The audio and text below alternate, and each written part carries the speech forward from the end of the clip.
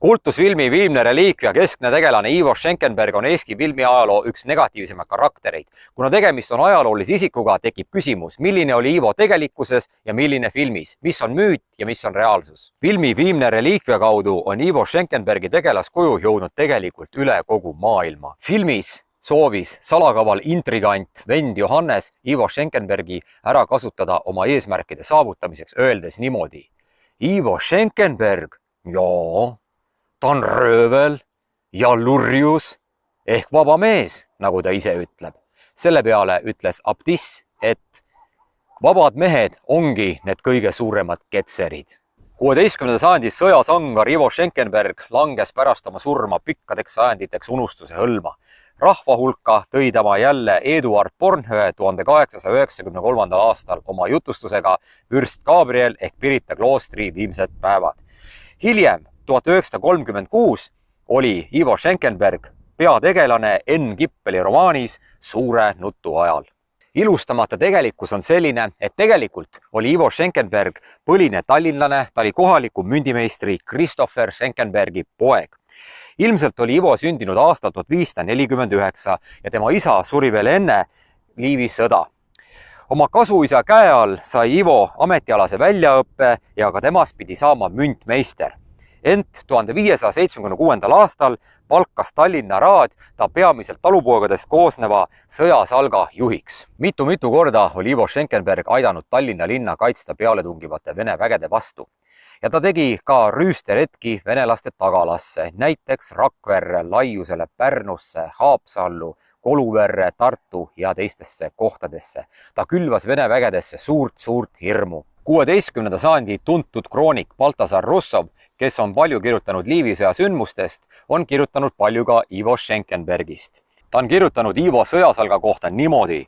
Need olid uhked, kartmatud mehed, kes ei ihanud muud kui päeval ja öösel venelastega taplusi pidada, kus nad sagedasti võitjateks jäid. Suur osa Ivo sõduritest olid kohalikud Eesti soost maamehed. Bornhöhe jutustuses iseloomustatakse Ivo Schenkenbergi nii. Ivo oli vapper ja osav sõjamees, täis kavalust ja kelmust, näost inetu, aga tugev kui karu. Omade vastu parajal määral lahke ja vali, vaenlaste vastu püsti kurat ise. Venelased kartsid teda rohkem kui mõnd Rootsi kindralit. Teda nimetati Eestimaa Hannibaliks. Miks Bornhöhe üldse Schenkenbergi suhteliselt negatiivselt kujutas? Asi oli selles, et Bornhöhe kirjutas oma jutustuse venestluspoliitika kõrghajal ja ta ei soovinud kohalike võimumeestega vastuollu sattuda. Bornhöhe astus samal aastal, kui jutustus ilmus, Tallinna ringkonnakohtusse ametisse. Seevastu kirjutas Bornhöhe suhteliselt hästi Moskva tsaaridest. Näiteks niimoodi. Tsaar Ivan Vassiljevitš, kes julma nime kannab, on küll vali mees, aga tema rahvas on vaba. Ja tema hirmsa valju sees värisevad kõigepealt kangekaelsed pojaarid, kuna alamrahvas rahus elada ja kosuda võib.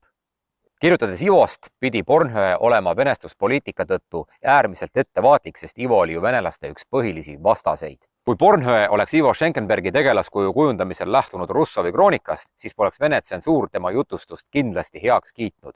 Seetõttu ei jäänud Bornhöhel üle muud, kui teha Ivost üks negatiivne kangelane. Filmis viimne reliikvia on Ivo Schenkenberg röövlijõugu pealik ja üks väga kehva iseloomuga mees. Nõukogude tsensuur poleks lubanud teda ilmselt positiivse kangelasena üldse kujutadagi. Seega tegelikkuse ja filmi viimne reliikvia erinevus on selles, et reaalsuses oli Ivo Schenkenberg talupoegadest koosneva sõjasalga juht, filmis aga röövlijõugu juht. Muide, filmi stsenarist Arvo Valton tegi stsenaariumi mitu korda ümber ja aastal 2011 ütles ta niimoodi. Panen tänaseni Lennart Merile süüks, et Ivo jäi filmi oma nimega. Ivo on üks väheseid Eesti ajaloo tõelisi kangelasi. Kuidas olid omavahel seotud Ivo Schenkenberg ja Gabriel? Bornhöhe jutustuses on see teema lahendatud niimoodi, et Gabrieli isa oli tegelikult maapaos viibiv Vene vürst Zagorski. Peale isa emigreerumist Rootsi, ema surma ja vanaisa hukkumist kasvas Gabriel üles baltisakslastest Schenkenbergide perekonnast Tallinnas. Seega oli Ivo Gabrieli kasuvend. Ivo Schenkenbergi surm filmis ja reaalsuses on hoopis erinevad. Tegelikult oli niimoodi, et 1579. aastal oli Ivo oma sõjasalgaga langenud Rakvere all vangi. ta viidi Pihkvasse, kus ta Ivan julma käsul hukati. Filmis aga Ivo Schenkenberg teadupärast sureb Gabrieli käe läbi. Pornhöö jutustuses on Ivo surm kujutatud niimoodi, et Gabriel tapab Ivo ja ütleb ta surnukeha juures niimoodi. Kahju, et sel kangel mehel ausamat meelt ei olnud. Muide, filmis Viimne reliikvia Ivo Schenkenbergi kehastanud Peeter Jakobi on aastal 1995 rääkinud sellest, kuidas Ivo roll on teda saatnud ja jälitanud kogu elu. Tsiteerime Peeter Jakobit. Mõni aeg tagasi ajasin habeme maha, aga mingit kasu sellest polnud. See on täiesti ükskõik, olen ma habemega või ilma, kiilakas või tatine, ikka tuntakse minus ära vaid Ivo Schenkenbergi.